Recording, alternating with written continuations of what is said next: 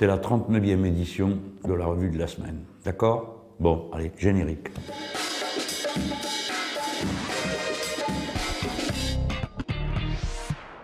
D'abord, je vais vous parler de l'ouragan Irma. Parce que ça a soulevé une énorme émotion, et puis c'est normal.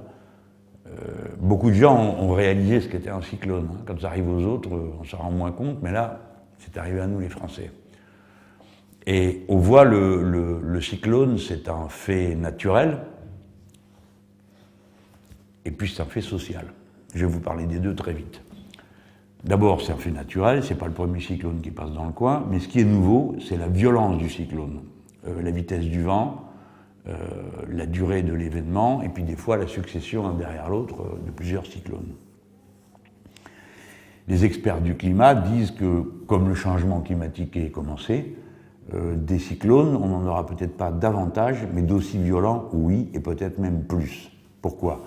Parce qu'il y a un effet de réchauffement de l'océan, et du coup, les conditions qui contribuent à la formation des cyclones sont amplifiées. On doit donc s'attendre à en avoir d'autres extrêmement violents. Alors, c'est ça le vrai défi. Et c'est à ça qu'il faut réfléchir, maintenant. Et c'est pour ça que j'ai proposé qu'il y ait une commission d'enquête parlementaire. Je vous dis ça pour que tout le monde comprenne bien. Je ne suis pas en train de montrer du doigt par avance. Je ne sais pas ce qui s'est passé. Il y a eu un fouillis de déclarations, de témoignages, dans tous les sens. Bon. C'est pas à moi, depuis Paris, de dire il s'est passé ceci ou il s'est passé cela, je ne sais pas. Mais comme parlementaire, je suis obligé de dire alerte. Si cet événement va se reproduire, il faut faire le bilan de ce qu'on a fait et pas fait cette fois-ci. Est-ce qu'il faut prépositionner plus de force sur le terrain quand on sait que le cyclone va arriver? Parce qu'on sait quand il va arriver. Est-ce qu'il faut qu'on mette au point des normes de construction telles que ça ne soit pas un désastre pareil la prochaine fois? Et est-ce qu'il faut qu'on modifie les conditions d'acquisition du sol, de l'immobilier? Parce que vous savez comme moi que c'est ça qui provoque d'un côté les très belles maisons, et quand il y a les très belles maisons, l'immobilier monte et tous les autres, ils n'ont plus qu'à habiter dans des bidonvilles. Donc c'est tout ça sur quoi il faut faire le point. Je le dis parce que il y a le petit bonhomme là du gouvernement, Monsieur Benjamin Griveaux. Alors lui, il a trouvé une filon médiatique, il me tape dessus chaque fois qu'il peut, et puis il va pas doucement. Il nous a traités de névrosés aux passions tristes. Alors bon, tout le monde était regardant le dictionnaire ce que ça pouvait être qu'un névrosé aux passions. Bref, c'est pas un compliment. Je peux résumer ça comme ça. Bon, ça nous fait rire. Il vaut mieux en rire que d'en pleurer. Mais enfin, c'est un filon. Alors il s'en est pris à moi, il dit oui, mais Mélenchon, il n'est pas solidaire. Bon, enfin bref, des trucs pas agréables. Mais c'est pas vrai. Le petit bonhomme, il n'a pas écouté la revue de la semaine. Il n'a pas écouté ce que j'ai dit à la télévision, à France 3. J'ai dit au contraire, j'ai dit quand il y a un problème comme ça, on commence par se serrer les coudes. Il faut vraiment qu'on dise aux gens qui sont par là-bas qu'on se sent concerné. Bon, mettez des petits mots sur Facebook pour faire savoir aux gens que vous vous intéressez à ce qui leur arrive, que c'est pas bon, la métropole s'en fout, vous pouvez bien vous voyez, ça ne nous intéresse pas. Non, il faut vraiment qu'on manifeste de la solidarité humaine. Et évidemment, si les pouvoirs publics nous appellent à donner le coup de main, ou financier ou matériel, et ben il faut y participer, même modestement, mais voilà, on se serre les coudes, on fait face ensemble à une situation. Moi, j'ai toujours fait. Quand il y a eu les attentats, quand il y a des événements qui bouleversent tout le monde, et qui touchent tout le pays, je veux dire que tu sois de droite ou tu sois de gauche ou pas, quand le cyclone arrive, j'étais pour tout le monde. Donc, ça mérite qu'on fasse les gestes qu'il faut. Moi, je crois qu'il faut d'abord être solidaire, puis on discute après. Et si on discute, on n'est pas obligé non plus de faire des procès. Je ne vais pas vous dire c'est M. Macron qui a déclenché le cyclone. Bon, tout ça est absurde. Alors, bon, l'autre, il y va, Macron, il fait son numéro, bon, il va se rouler par terre bientôt pour montrer qu'il est comme tout le monde. Ça est absurde. Je vais vous dire, en plus, j'ai connu ça quand j'étais ministre. Il y avait eu l'explosion de l'usine AZF à Toulouse, un truc terrible. Une explosion gigantesque, et alors il se trouve que juste en face de l'usine, il y avait un lycée professionnel, mais qui était criblé, tous les bouts de verre étaient partis dans le mur. Si les jeunes étaient sortis à cette heure-là à la récréation, comme c'est d'habitude c'est la pause, ils étaient tous morts. Donc en quelques secondes, c'est joué. Alors j'ai voulu y aller. Et les copains sur place m'avaient dit, bon, on va s'organiser. Mais le préfet et la rectrice de l'époque, qui est maintenant la ministre garde des Sceaux, m'avaient dit, bon, bien sûr, vous êtes chez vous, vous venez comme vous voulez, mais tenez compte du fait que les secours sont à organiser. Donc quand on amène une autorité, pour parler crûment, ça fiche la pagaille, quoi.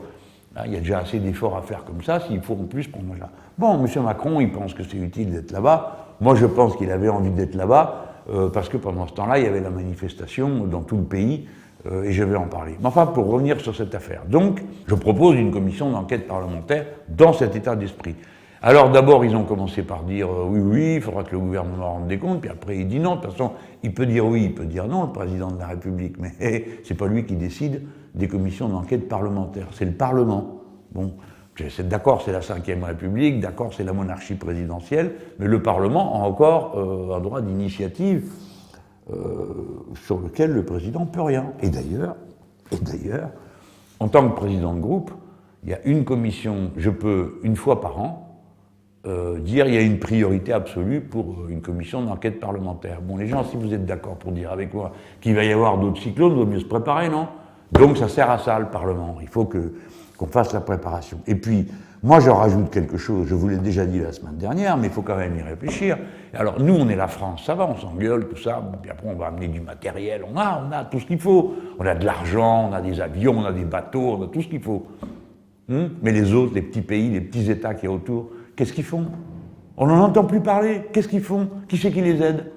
Et nous, on ne les aide pas. Ah non, nous, on reçoit de l'aide. C'est quand même la totale, cette histoire-là. C'est pourquoi on doit dire merci au gouvernement de la République bolivarienne du Venezuela. Parce que nous a envoyé plusieurs tonnes de matériel. Alors, nos autorités à nous les insultent, tous nos journalistes et nos médias les insultent parce qu'ils sont dans la main des Nord-Américains et ils préparent une offensive militaire contre Venezuela, mais eux, ils nous aident. Hein? Ils nous aident. C'est beau, non, quand même? C'est un beau geste. Et Cuba aussi, qui nous envoie des médecins. Alors là, les grands esprits, qu'est-ce qui dit merci, là? Hein? On veut le savoir, on voudrait voir un petit peu. Je vous garantis qu'il y avait un seul, parce que les Américains, ils n'ont rien envoyé. Hein? D'accord? Ils sont eux-mêmes dans la flotte et ils ne savent pas quoi faire. Mais si jamais il y avait eu, je ne sais pas moi, un popcorn, un cornet de popcorn offert par le gouvernement des États-Unis, vous auriez vu là, tout le monde à dire « Ah, c'est merveilleux, voici nos libérateurs qui reviennent » et je ne sais pas quoi. Donc, vous voyez, je vous raconte ça, évidemment, pour vous faire un peu sourire, mais pour que chacun réfléchisse bien. Dans les Caraïbes, voilà, la France, elle peut jouer un rôle, elle peut être en première ligne pour dire tous ceux qui sont là dans les Caraïbes, évidemment, pas regarder les gouvernements, tous, on se met au travail ensemble pour qu'on ait un dispositif en cas de cyclone et d'ouragan pour s'entraider. Alors un coup ça va être ici, le cyclone passe là, bon, un autre coup il passe à l'autre endroit, mais à chaque fois on est là et on fait face tous ensemble.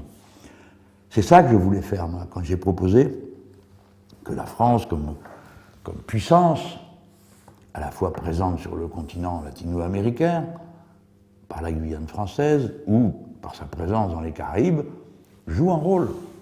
Mais de toute façon, il faut le faire. Hein. Alors évidemment, vu depuis Bruxelles, ils appellent ça les régions ultra-périphériques. Mais quand on est dans les Caraïbes, ça n'a rien d'ultra-périphérique. La seule chose qui est ultra-périphérique, c'est Bruxelles. Parce qu'à Bruxelles, il n'y a pas de cyclone. Hein, tandis que là, tout le monde en mange des cyclones. Donc la France doit jouer son rôle. Et on doit jouer notre rôle, tirer les leçons de notre expérience, parce que nous aussi, on sait faire des choses, parce qu'à la Guadeloupe et à la Martinique, ils ont l'expérience des passages des ouragans. Hein. Donc ils savent aussi faire des tas de choses. Donc il faut mettre toute cette expérience en commun. Il faut travailler avec Cuba, parce qu'ils ont une belle expérience de la sécurité civile collective. Ils font des choses remarquables. Ils se prennent un cyclone par an. Hein. Bon, ben, ils ont appris depuis comment faire pour que tout ne soit pas détruit, pour que tout le monde ne meure pas, et ainsi de suite. Bon, voilà. Donc il y aura une commission d'enquête, même si ça ne fait pas plaisir à M. Macron, mais j'aimerais mieux qu'il trouve ça normal et qu'il ne se sente pas continuellement attaqué, simplement parce qu'on veut savoir ce qui se passe. Pas pour l'embêter, M. Macron, pour préparer la suite. Il faut se préparer. Le changement climatique nous met tous au pied du mur. Il faut savoir comment on va réagir. On ne va pas attendre que les choses arrivent pour être là les deux pieds dans le même soulier, hein, à ne pas savoir quoi faire et à assister à des désastres comme ceux qu'on vient d'avoir sous les yeux.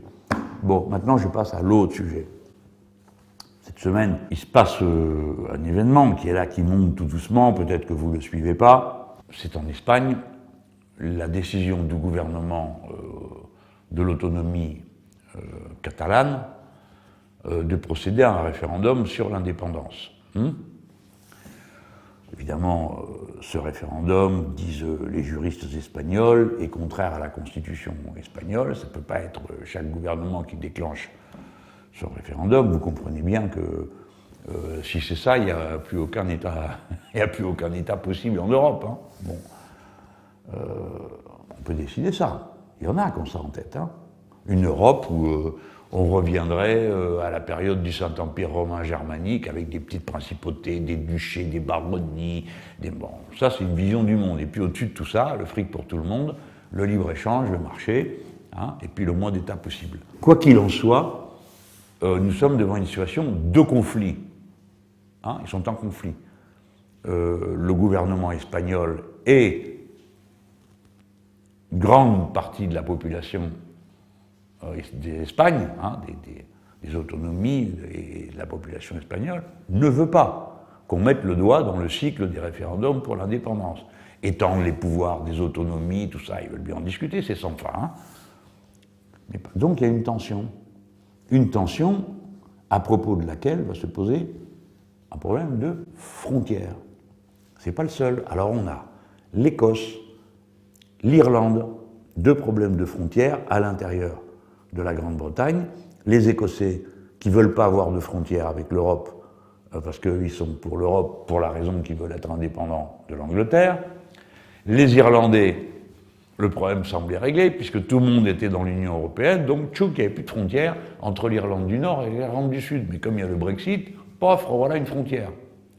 Donc ils ne sont pas contents. Et les problèmes retournent tout à la case départ alors qu'on croyait avoir réglé cette histoire depuis 10 ans. Donc je vous dis tout ça pour vous montrer que quand j'ai proposé qu'il y ait une conférence européenne permanente, c'est-à-dire qu'on ne la convoque pas en donnant, rien qu'en la convoquant, une impression de drame et de catastrophe. On dit, ben voilà, c'est une conférence permanente et on se saisit des problèmes de frontières. Alors, tous les autres ont dit, c'était par la campagne présidentielle, Mélenchon est fou, il veut remettre à plat toutes les frontières en Europe, c'est la guerre partout, les frontières, on n'y touche pas. Ben justement, si vous ne voulez pas qu'on touche aux frontières, il faut quand même un endroit pour en discuter. Parce que comme il y en a qui veulent y toucher, comment vous réglez le problème? Par la violence? C'est ça que vous comptez faire? Bon, il faut être un peu sérieux, c'est pas possible de marcher comme ça à la provocation et à la violence partout et sur tous les sujets. Surtout sur un sujet comme celui-là. Et on a le problème aussi qui se pose dans l'est de l'Europe, des frontières de l'Ukraine, des frontières de la Russie, avec la Crimée dedans ou pas. Toutes ces questions, il vaut mieux les régler dans des conférences, il vaut mieux les régler en discutant, en cherchant des sorties honorables où tout le monde met sur la table sa préoccupation. Par exemple, les Russes, leur préoccupation, c'est leur sécurité. Ben, donnons-leur des garanties et voyons comment on règle les autres problèmes. Je reviens à chaque fois sur ces sujets parce qu'ils ne sont pas dans l'actualité, la grande actualité. La grande actualité, c'est les machins là, à la sensation, à l'extraordinaire, à l'émotion, tout ça. Bon, zéro, le niveau de réflexion est égal à zéro. Mais nous, on doit s'en soucier parce que c'est des problèmes qu'il va falloir traiter. Bon, et je viens au grand sujet du moment pour nous les Français, c'est la mobilisation sociale contre M. Macron. Alors, vous savez que je vous récapitule, hein, il y a eu une session extraordinaire en juillet au Parlement qui a adopté le texte d'habilitation pour les ordonnances, qui donne le droit au gouvernement d'écrire des ordonnances en disant dans quel domaine cette ordonnance va porter. À la sortie de cette affaire, alors d'abord pendant qu'on débattait de ça, nous, la France Insoumise, on a appelé à 2 reprises à des mobilisations. Le 5, c'était à Paris, parce qu'on a décidé ça à la dernière minute, à la République. Et le 12, dans toute la France. Et on avait bien vu que ça frémissait, on était en juillet, les amis, le 12 juillet, je suis en train de vous parler. Et puis, du coup, on a appelé à une marche nationale le 23 septembre. Pourquoi le 23 septembre? Parce que le 20, le gouvernement dépose le texte définitif des ordonnances en Conseil des ministres. Hein, c'est la Constitution qui prévoit ça. Et puis, il a 6 mois pour que ça revienne devant les assemblées. Et pendant ces 6 mois, l'ordonnance s'applique. D'accord? Alors, on pense qu'ils vont... on a donc 6 mois de plan de marche pour affronter Macron, pour le faire reculer sur ce sujet. En réalité, ça ne durera pas 6 mois, parce que la rumeur très forte qui court, c'est qu'il repasserait le texte devant les assemblées au mois d'octobre. D'accord? Donc on a un petit mois quoi, de lutte. Alors, on m'a tout fait. Hein. Donc, comme on a appelé la CGT Sud Solidaire, la FSU, on a appelé à une mobilisation le 12. Donc, on y était, c'était mardi dernier. Et le 12, il y a eu une très belle mobilisation. Alors, là, encore une fois, regardez bien les gens comment ça se passe. Hein. Peut-être qu'il y en a qui, parmi ceux qui m'écoutent, qui connaissent bien tous ces sujets. Parce qu'ils ont l'habitude de regarder les manifs, d'évaluer, de savoir. Bon, nous, ce qu'on sait, les gens qui ont de l'expérience, c'est que la vague du 12, elle est au niveau des points hauts de mobilisation contre la loi El Khomri. D'accord? Nous, on le sait parce qu'on l'a vu, on s'est compté, on s'est repéré. Beaucoup de corporations, beaucoup de gens qui ne viennent pas aux manifs d'habitude. Nous-mêmes, puisqu'on appelait, vous savez, le 12 ans, on me dit « Ah, mais alors quand est-ce qu'il y aura un appel commun ?» Ben, venez, c'est déjà un appel commun le 12. Le 21 septembre, c'est un appel commun. Donc bref, les cortèges, la France Insoumise, ils faisaient des points fixes sur le bord des manifs, et puis après, ils faisaient des cortèges souvent pour manifester derrière. Des cortèges importants. Donc ça veut dire que nos amis ont bien entendu l'appel à la lutte et que, bon, ils font des efforts pour rassembler, regrouper, pour aider les syndicats dans leur mobilisation. Et dans les cortèges, il y avait beaucoup de syndicats. Par exemple, il y avait la moitié des unions départementales, Force ouvrière, hein, et plusieurs fédérations nationales qui appelaient à la marche. J'ai vu des gars de la CFDT qui passaient. Et les gens étaient drôlement bienveillants parce que quand ils passaient des FO ou des CFDT, dont les directions nationales ne sont pas sur la même position, vous le savez bien, eh bien, tous les gens qui étaient au bord applaudissaient, c'était très bienveillant, c'était pas du tout genre, oui, qu'est-ce que tu fais là, bon. Non, ça se passait pas comme ça, c'était pas ça l'état d'esprit. C'est un état d'esprit bienveillant, accueillant, tourné vers la lutte. Donc on peut penser que le 12, on a franchi un premier palier. Nous, on a appelé à la marche le 23, donc elle aura lieu à Paris. L'impression qu'on a, c'est que ça va bien le faire, quoi. Ça va être bien mobilisé, parce que là, rien que là, le 12, les gens me disaient, bon, on se retrouve le 23. Bon, quand ils passaient devant les points fixes, la France Insoumise, les gens applaudissaient. Alors, bon, il y avait une ambiance extrêmement chaleureuse dans la relation entre les gens dans les cortèges, les syndicats et la France Insoumise. Donc, si vous voulez, tous ceux qui étaient là, prêts à bondir à la première occasion, eh ben, ils ont été pour leurs frais. Alors, ça les a pas empêchés hein, de venir m'interroger 100 fois sur la compétition, mais j'y peux rien, les mecs ils répètent ça en boucle, alors à force de le répéter, hein, de poser des questions dessus, ben c'est comme s'il y avait un fait, mais il n'y en a pas. J'ai beau retourner le problème dans tous les sens, il n'y en a pas. Il n'y a pas de compétition entre les syndicats et nous, parce qu'on appuie quand c'est la mobilisation syndicale, et on appuie et on appelle à notre propre mobilisation. Et le 23, je veux dire notre propre mobilisation, ça veut dire celle de tout le monde, pas que les salariés. Pour la manif du 23, vous allez voir les gens, parce que non seulement il y aura tous ceux qui veulent venir, mais vous aurez des syndicats qui ont d'ores et déjà dit qu'ils appelaient hein, au 23. Donc c'est une manifestation qui est très directement liée au mouvement social. Mais maintenant, moi, je voudrais vous dire quelque chose. Il faut bien que vous compreniez l'importance de ce qui se passe. C'est pas juste un gouvernement qui fait quelque chose qui ne nous plaît pas. Et alors, bon, du coup, on appelle à manifester. On n'est pas en train de lui faire un procès d'intention à M. Macron. Cet homme, il est implacable. Il mène sa ligne avec détermination. Et sa ligne, qu'est-ce que c'est? C'est un libéral, M. Macron. Il veut donc que s'applique en France les normes européennes qui prévoient la libéralisation de tout. Et notamment dans les relations de travail. La relation de travail, je sais bien qu'il y a beaucoup de discussions sur la fin du travail, la place des robots, tout ça est important et intéressant. Mais en attendant, aujourd'hui, le travail, c'est du travail humain, même pour faire marcher les robots ou au moins pour les produire. Donc le travail est la base de la production de la richesse dans la société. Et c'est là où on travaille que se produit la richesse et le partage de la richesse entre le capital et le travail, qui organise après tout le reste de la société. Donc là, ils sont en train, comme vous le savez, de renverser la hiérarchie des normes. Le système français va être mis par terre. Avant, il y avait la loi qui protégeait, puis ensuite on pouvait rediscuter à la branche, et on pouvait rediscuter dans l'entreprise, à condition que ce soit meilleur que la loi. Maintenant, c'est meilleur ou c'est pas meilleur, tout le monde s'en fout, et voilà. Tout se décide dans l'entreprise. Donc il va y avoir un effet de dumping social et les gens vont vivre moins bien, c'est tout. Il ne faut pas raconter d'histoire, les gens vont vivre moins bien. Et c'est pas vrai que l'entreprise c'est l'alpha et l'oméga de toute réalité, que la seule chose qui compte c'est ça, c'est pas vrai. Ce qui compte c'est la qualité de la vie des gens, la qualité des objets qu'on produit, avec quels matériaux. Voilà ce qu'on pourrait discuter à propos du travail. Là il n'est question que d'une chose, comment baisser la part du salaire, c'est tout. C'est leur seul sujet, baisser le salaire. Voilà. Et dans les pays où ils ont appliqué ça, on baisse les salaires. Sinon, pourquoi? Ils vont discuter de quoi? Vous pouvez me dire? De quoi ils vont discuter?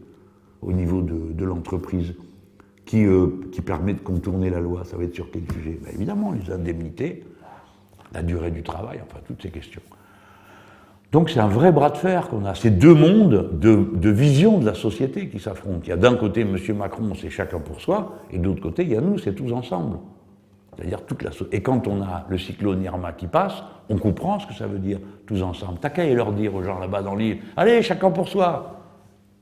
Vous serez bien reçus si vous faites ça. Ben non, il faut que tout le monde se soutienne. Alors si c'est vrai face à un ouragan, eh ben, ça pourrait être vrai aussi face à la maladie, ça pourrait être vrai face à l'âge qui vient, qui monte et qui diminue vos forces, et ainsi de suite, face à l'ignorance, donc il nous faut de l'éducation, etc., etc. Chacun pour soi ou tous ensemble, c'est deux logiques, deux lignes politiques. C'est Macron, la France insoumise. Point. Voilà l'importance de cette affaire. Et M. Macron, c'est un chef de guerre. À lui, personne ne lui jette des pierres dans son corps. C'est à moi qu'on en jette dans le mien. Pourquoi? Comment il s'y prend? Vous avez vu comment il vous traite? Réfléchissez. Vous croyez qu'il a perdu son sang-froid? Vous croyez que c'est pas ce qu'il dit? Mais pas du tout. Mais pas du tout. La preuve, il dit, ce que j'ai dit en Roumanie, je le confirme. Là, ils lui ont demandé, mais quand même, vous avez peut-être exagéré, qu'il est feignant. Non, non, pas du tout. Persiste et signe. Qu'est-ce qu'il est en train de faire? Réfléchissez. Si c'est un type intelligent, et c'est un type intelligent, s'il mène sa bataille, qu'est-ce qu'il a? C'est comme Mme Thatcher, c'est comme M. Blair. Quand ils affrontaient le mouvement social, ben, ils sont déterminés dans le combat. Donc lui, il est déterminé. Qu'est-ce qu'il fait? Il a détruit toute l'organisation du camp libéral. Les libéraux qui c'était? La droite, plus ou moins d'accord entre eux, enfin bon, voilà, la cohue, les centristes, ils sont libéraux, et une bonne partie des socialistes. Il a pulvérisé tout ça, et maintenant il se présente comme leur chef. Et quand il s'attaque à vous, en disant les feignants, alors l'autre passe derrière, les abrutis, c'est un signal qu'il donne aux importants, aux dominants, à sa classe. Il leur dit maintenant, c'est moi le chef, et on leur rentre dedans. L'heure, c'est vous. Voilà, c'est ça qu'ils ont prévu. Ils nous rentrent dedans. S'ils nous passent sur le corps, sur cette histoire de code du travail, bah, il ne s'arrêtera pas. Ça va continuer, les retraites, les cheminots. D'ailleurs, il l'a annoncé. Vous ne pouvez pas dire que vous ne savez pas. Il vous l'a annoncé. Alors c'est de ça dont on veut? Non. Alors on dit oui, mais il dit qu'il l'avait dit dans la campagne. Ben moi je dis c'est pas vrai. Ou quand? Allez, vas-y, montre-nous la vidéo où on voit M. Macron en train d'expliquer oui, je vais renverser la hiérarchie des normes, tout va se discuter dans l'entreprise. Non, il n'a jamais dit. Celui qui avait dit ça, c'était Hollande. Il avait fait une tribune dans le Monde, il avait prévenu à l'avance, tout le monde a prévenu à l'avance, n'était pas au courant. Mais si, non plus j'avais montré ça. Mais M. Macron, non. Non, non, non. Alors, les salades habituelles, il avait dit oui, le code du travail est trop gros, enfin les trucs. Mais je vous rappelle que quand on a démasqué cette affaire, c'est parce qu'il y a un journal, 3 jours avant les élections, un quotidien qui a dit voilà ce qu'il y a dans les ordonnances qui se préparent. Et quelle a été la réponse de M. Macron? Est-ce que ça a été de dire eh ben quoi, vous êtes surpris, comment ça se fait? Pas du tout, j'avais prévenu avant. Non, non, non, il n'a pas dit ça. Il a fait un procès aux fonctionnaires pour savoir qui est-ce qui avait fait des fuites. Voilà ce qu'il a fait. Donc il a toujours voulu cacher ce qu'il était en train de préparer. Et maintenant, comme il est en face de nous et comme c'est gros, il y a toutes sortes de ballots qui se disent oui, on se sera mal compris, c'est un malentendu. Non, il n'y a pas de malentendu. Le gars est déterminé à aller jusqu'au bout et nous, il faut qu'on le soit. Voilà pourquoi on monte en ligne. Et pourquoi nous? Sinon qui? Qui va le faire? Au plan politique. Au plan syndical, on voit, ça va, les choses sont en ordre. Bon, on aimerait bien que les autres syndicats aussi soient sur la position de Solidaire, de la CGT, de FSU. Bon, c'est pas le cas. Mais quand même, c'est plus organisé que dans ce qu'ils appellent la gauche, là. Hein. Qu'est-ce qui se passe là-dedans? Les socialistes appellent, non, ils n'appellent pas, mais si les gens y vont, ça ne les dérange pas, mais que quand même ils préfèrent, enfin, on ne comprend rien. Donc ils font rien. Parce que quand vous êtes dans un choc, où chacun pousse de son côté, vous en avez un au lieu de pousser, il discute. Et puis il ne sait pas s'il est vraiment là, à moins qu'il soit de l'autre côté, à moins qu'il soit ailleurs. Bon. Donc il désorganise les choses. Moi j'espère que les socialistes, les électeurs socialistes, et puis les adhérents socialistes doivent bien en rester. Ils se mettent dans la lutte, c'est leur place. Enfin, dans le socialisme, il y a social. Donc là, c'est le droit social qui va voler en éclats. Alors vous autres, les socialistes, il faut faire quelque chose. Venez dans les manifestations syndicales, venez à la marche du 23. Venez, vous êtes les bienvenus. Vous pouvez venir avec vos drapeaux si vous voulez, c'est pas le sujet. Ce qui compte, c'est que la lutte est engagée maintenant. Voilà. Et tous ceux qui désorganisent la lutte prennent une responsabilité. La question, c'est est-ce qu'on est capable de stopper la plus grande tentative de désorganisation du droit social français qu'on ait jamais vue? Est-ce qu'on est capable de stopper le renversement de la hiérarchie des normes qui fait que si Macron a le dernier mot, il n'y a plus de république sociale en France? Voilà de quoi on parle. C'est des grands sujets. C'est pas des petites choses, des chicayas à querelle à la noix, là. Bon. Bref, les gens, le 23, faut y aller. En masse. Alors on me dit pourquoi Paris? Ben justement, parce que c'est un bras de fer avec le pouvoir. Je sais bien que c'est compliqué. Pas facile de monter jusqu'à Paris. Quand on fait des cars, ça coûte cher, je le sais, on fait ce qu'on peut. Hein. Il y a des amis qui ont monté eux-mêmes des cars, et puis ils ont fait des bourses, comment dire, ils ramassent des sous de tous les côtés pour payer les places de car, pour que puissent monter. Moi je le vois bien, monter de Marseille en car, ça coûte cher. Hein. Donc déjà, il y a des tas de gens, ils ne peuvent pas. Alors ils ont dit, bon, on va voir ce qu'on va voir. Peut-être qu'on va monter dans le train. Bon, je ne sais pas ce qu'ils vont faire, mais voilà. Et plein de gens viennent me voir, me disent, Monsieur Mélenchon, c'est trop cher. Bah, peut-être bien, mais j'y peux rien, moi. Donc débrouillez-vous. Faites du covoiturage, cotisez-vous, ramassez des sous. Ceux qui ne peuvent pas y aller, bah, ils donnent pour ceux qui y vont. Tout le monde peut faire ça. Enfin, beaucoup de gens peuvent faire ça. Je sais que ça coûte, parce que là, par exemple, la journée du 12, hein, alors évidemment, les bourgeois, ils disent, ah, les râleurs sont dans la rue. Mais les gens qui sont là dans la rue, ils perdent leur journée de travail. Perdent leur paye. Une journée de travail à la rentrée, c'est pas rien. Alors le 21, ils vont faire un effort encore. Certains ont perdu 2 journées de travail. Il y en a qui posent des RTT, d'accord, pour pouvoir être là à la manif. En tout cas, le 23, personne ne perd une journée de travail, c'est en samedi. Hein. Voilà. Ça se présente bien. On va être nombreux, tout le monde peut venir avec ses drapeaux. On a demandé aux copains de préparer surtout des pancartes, parce que les pancartes, c'est plus, ça parle plus, c'est plus concret. On met dessus d'abord des blagues. Tiens, vous avez regardé derrière moi, il y a des photocopies de ces pancartes. Tiens, je vais vous en raconter une. Alors voilà, Antoine, il s'en va. Il dit, qu'est-ce que j'ai bien pouvoir mettre derrière, parce que sinon le mur est blanc, c'est sinistre. Hein. Et ben, il se dit, tiens, c'est pas très joli, mais enfin bon, lui, il trouve ça beau. Et il décide de mettre les photos là derrière. Alors il va chercher à faire des photocopies. Vous savez quoi? On est à l'Assemblée nationale. Antoine, il leur dit, c'est pour M. Mélenchon. Le gars qui fait les photocopies, écoutez bien, il regarde, et il dit, mais c'est pas du travail parlementaire. C'est ce gars, il décide ce qu'est du travail parlementaire, mais qui lui a dit ce qu'est du travail parlementaire? Moi, le travail parlementaire, c'est d'être tribun du peuple aussi, pas seulement l'hémicycle. Alors qu'est-ce qu'il fait? Le gars veut se couvrir, il ouvre son parapluie, téléphone au chef. Vous vous rendez compte? On parle d'une photocopie de celle que vous voyez derrière moi. Et le chef dit, bon, qu'est-ce que c'est? Alors on lui demande des papiers. Ah ben non, c'est pas du travail parlementaire. Voilà où on en est rendu, les gens, dans la Macronie. Ici, le président de cette assemblée, il s'appelle De Rugy. C'est lui qui a organisé ce flicage. Ça veut dire qu'ils vont maintenant regarder, chaque fois qu'on... Vous avez vu tous les papiers qu'il y a là? Tout ça, c'est des articles pour préparer ce que je suis en train de vous dire. Est-ce que c'est du travail parlementaire? Et bien sûr que c'est du travail parlementaire. Votre député, il est là pour vous expliquer ce qui se passe, pour vous faire réfléchir, etc. Vous voyez? C'est ça l'ambiance. Je vous raconte tout ça parce que là, bon, c'est pas grave. Hein. Là, il y en a maintenant, ils vont faire de l'huile en apprenant que je suis pas content. Et puis, ils vont bien être obligés de me respecter. Mais dans les boîtes, c'est pas pareil. Hein. Le nombre de copains qui peuvent pas bouger une oreille parce qu'on leur dit, dis donc, toi, tu vas pas bouger. Hein. C'est Macron qui a gagné. Hein. C'est pas toi, c'est pas ton pote Mélenchon. Donc on intimide les gens. On leur fait peur. On leur menace de faire perdre leur travail.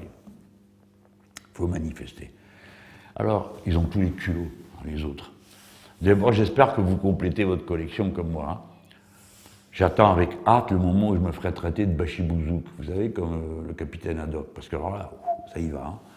Alors, on a été abruti, gueulard, caricatural en tout. Après, on a été fainéant, cynique, extrême, et tous les jours un truc de plus. L'autre, il dit névrosé, passion triste. Et voilà, à nouveau un éditorialiste. Il devait être jaloux, Barbier, il devait être jaloux de Brunet, vous savez, le gars de BFM Télé qui nous a traités d'abrutis. Mais alors, Barbier il était jaloux, donc il a fait un truc où il a dit Mélenchon est un ogre et un vampire. Vampire et ogre. Ah non, mais après, c'est moi le violent, hein. Non, c'est sympa. Ogre, vampire, abruti.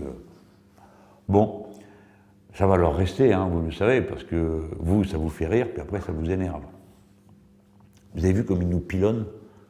Eh ben, c'est ça qu'ils sont en train de faire, toute la caste. Hein. La caste, elle regarde le chef, c'est Macron. Macron traite les gens de feignants, hop, eux, ils embrayent. Abrutis, ogre, machin, etc. C'est Macron qui fait le signal de ralliement. Et alors là, toute la bande, là, le jour du 12, ils disent « Oh, il n'y avait pas grand monde. Croyez ce que vous voulez. » Moi, je vous avais dit ce qu'ils allaient faire. Et maintenant, je vais vous raconter aussi ce qu'ils vont faire maintenant. À la première manif, c'est toujours pareil. Hein, ils disent « Oh, il n'y a pas tant de monde que ça. » À la deuxième, ils viennent dire « Vous ne trouvez pas que le mouvement s'essouffle ?» À la troisième, ils disent « Mais à quoi ça sert? Puisque de toute façon, le pouvoir a dit qu'il ne céderait pas. » Eh, tu restes couché à la maison, c'est mieux. Voilà. Et puis, quand on va se rapprocher du 23, ils vont mettre à fond les ballons. Oui, la compétition entre la France insoumise et les syndicats. Bon, il y a les pour bien démoraliser. Après, vous avez les tireurs dans le dos. Ah oui, le 23, qui c'est qui a décidé? Ça se pose comme question. Mélenchon, blablabla. Bla, bla, bla, bla. Ça, c'est les tireurs dans le dos. Et puis, vous allez avoir les gros camions de la presse, hein, des médiacrates. Ça va être... le problème, c'est la personnalité de Mélenchon. Et alors là, ça y va. Ils m'avaient fait ça en 2013, ils avaient même fait un sondage. Mélenchon est-il un boulet pour la gauche? Hein, c'était sympa pour commencer. Évidemment, la réponse du sondage était oui, il est un boulet, évidemment. Est-ce que sa personnalité n'est pas trop clivante? Voilà. Alors au lieu de discuter de la loi travail, on va discuter de ma personnalité, de je ne sais pas quoi. Pourquoi c'est fait pour ça? C'est fait pour nuire à la mobilisation. Ne soyez pas naïfs. Bon, allez, assez pour cette fois-ci, les gens. Là, je pars à La Réunion, l'île de La Réunion, parce que à l'île de La Réunion, on est arrivé en tête à l'élection présidentielle. Puis une situation sociale, comme dans tous les outre-mer français. Et là, c'est l'outre-mer le plus peuplé. Il y a 1 million de personnes. Hein. Donc là, on part à Troyes. Daniel Obono, député de Paris. Mathilde Panot, députée du Val-de-Marne. Moi, Mélenchon, député de Marseille. Et sur place, on retrouvera Jean-Hugues Ratenon, qui est député de la France Insoumise de La Réunion, et Younous Omarjee, qui est le député européen, membre de la France Insoumise, et qui était un de mes porte-parole pendant l'élection présidentielle. Il fallait aller à La Réunion, et il faut y aller maintenant. Pourquoi? Parce que les Outre-mer sont en état d'ébullition sociale. L'affaire des emplois aidés, là-bas, c'est la cata totale. Hein. Les emplois aidés, vous savez, moi je les idéalise pas. Hein. J'ai vu Mme Pénicaud qui disait « Monsieur Mélenchon aurait dû protester contre la précarité ». Mais c'est ce que j'ai fait, ma petite dame. Vous ne suivez rien du tout. Vous n'avez pas suivi le programme de l'élection présidentielle, l'avenir en commun. Qu'est-ce qui était écrit dedans? Il était écrit « Titularisation immédiate des 800 000 précaires des 3 fonctions publiques ». Vous comprenez, Mme Pénicaud? C'est écrit. Donc si vous cherchez une solution, on vous la propose. Et donc ce week-end, me la partie, je refais ma valise. Bon. On va rester vendredi, on arrive le matin, on commence tout de suite des visites de terrain. Samedi, on fait le meeting, hein, à La Réunion. Alors ça se sait, parce qu'à Marseille, il y a des Réunionnais qui ont de la famille, hein. Là-bas, ici, enfin bon, alors ils venaient me voir, ils me disaient alors, vous êtes dans l'île, samedi, vous allez faire le meeting, tout ça, ils sont contents. Et moi aussi, je suis content. Et j'espère qu'il y aura beaucoup de monde à ce meeting. Hein, parce que pour La Réunion, ça va être une manière de faire une démonstration de force. Les gens, regardez bien, qu'est-ce que je suis, moi, là-dedans? Qu'est-ce que je suis? Le recours. C'est tout. C'est aussi bête que ça. Si vous ne voulez pas de Macron, ben vous voulez de l'autre. Évidemment, c'est ça que se disent les gens. Ils savent bien que la question, et là il n'y a pas d'élection, c'est pas le sujet, mais quand ils se regroupent autour de la France insoumise, ils se regroupent avec les gens qui n'acceptent pas la situation telle qu'elle est et qui n'acceptent pas le coup de force, le coup d'état social qu'a déclenché M. Macron. D'accord? Bon, alors maintenant vous appuyez, si vous voulez, pour les pouces, pour qu'on monte dans les tendances de YouTube, et puis vous vous abonnez si vous ne l'avez pas déjà fait, que vous tombez là-dessus par hasard. Alors vous vous dites, tiens, il y a une revue de la semaine, ben oui, toutes les semaines. Et bientôt, je vous raconterai tout ce qu'on va organiser pour améliorer la qualité de l'échange. Voilà, allez les gens, au revoir, je reviens de la réunion et aussitôt je vous parle.